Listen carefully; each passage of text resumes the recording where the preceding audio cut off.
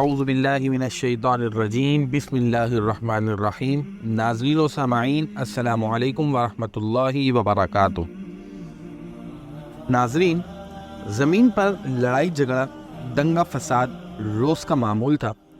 غرور و تکبر میں ڈوبے مختلف قبائل ایک دوسرے کو نیچا دکھانے کے لیے ہر وقت آپس میں دست و گریباں تھے۔ روز کی خون ریزی سے زمین لہو لہان ہو چکی تھی۔ خوفناک آوازوں سے پہاڑ اور صحرا لرز اٹھے تھے۔ ایسے میں باری تعالیٰ نے حضرت جبرائیل کو حکم دیا کہ فرشتوں کی ایک جماعت اس فساد کے قلع خما کے لیے زمین پر بھیجی جائے۔ چنانچہ فرشتوں کی ایک جماعت زمین پر اتری۔ اس نے شر پسند عناصر کا خاتمہ کر کے باقی مخلوق کو دور دراز جزیروں کی جانب دھکیل دیا۔ فرشتوں کا کام ختم ہو چکا تھا۔ انہوں نے آسمان پر واپس جانے کے لیے ابھی اڑان بھری ہی تھی کہ ان میں سے چند کی نظر زمین پر موجود لاشوں کے ڈھیر کے درمیان ایک معصوم نوعمر لڑکے پر پڑی جو زار و قطار رو رہا تھا۔ اس کے والدین سمیت پورا خاندان اس جنگ میں ختم ہو چکا تھا۔ فرشتوں کو اس بچے کی کم عمری اور معصومیت پر ترس آیا۔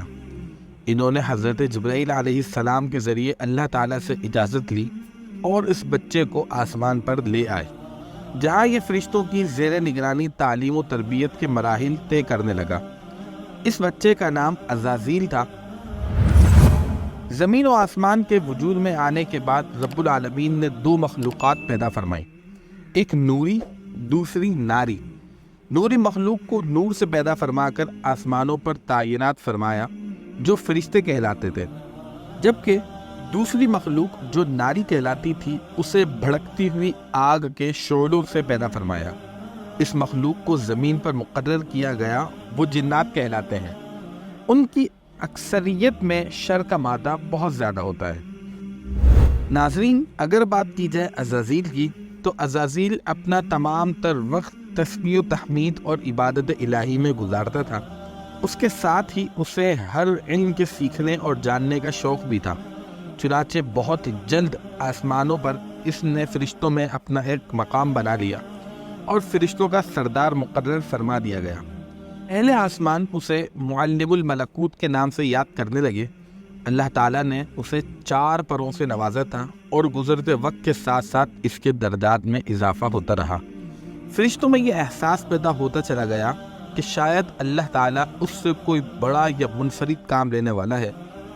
اس بات کا کچھ احساس عزازیل کو بھی ہو چکا تھا۔ شاید یہ وہی احساس تھا کہ جس کی بدولت اس کے دل میں تکبر اور غرور پیدا ہونے لگا اور وہ ملائکہ میں مغرور مشہور ہو گیا، لیکن اسے کسی بات کی کوئی پرواہ نہیں تھی۔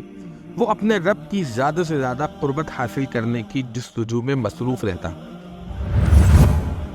ہمارا ایمان ہے کہ اللہ تعالیٰ کا کوئی بھی کام اور حکم حکمت سے خالی نہیں۔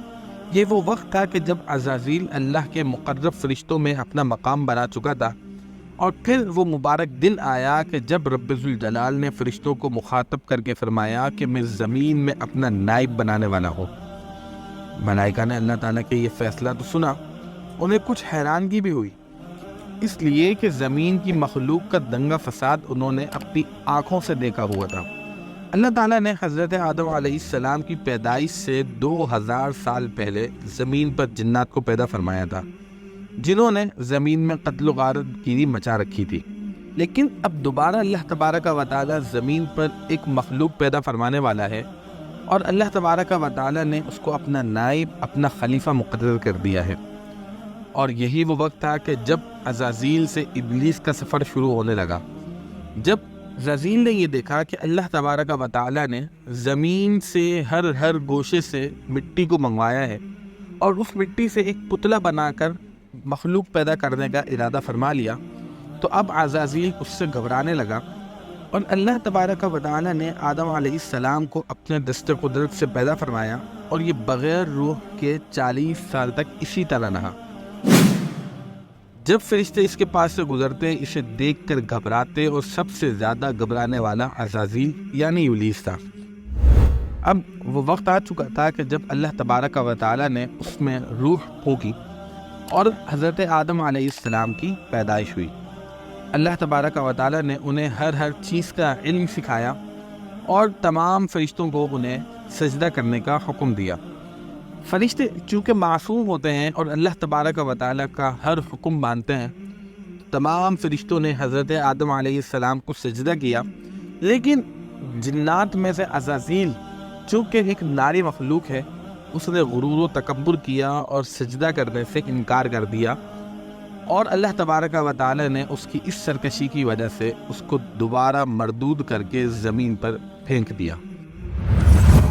ناظرین، یہی وہ واقعہ تھا کس طرح اللہ تبارک و تعالی نے عزازیل کو پہلے زمین سے آسمان پر بلا کر عزت دی، اسے اپنے قریب کیا، اسے فرشتوں کا سردار مقرر کیا اور دوبارہ ذلیل و رسوا کر کے دنیا میں بھیج دیا۔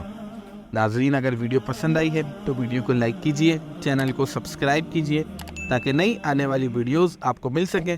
اپنا خیال رکھیے گا۔ السلام علیکم ورحمۃ اللہ وبرکاتہ۔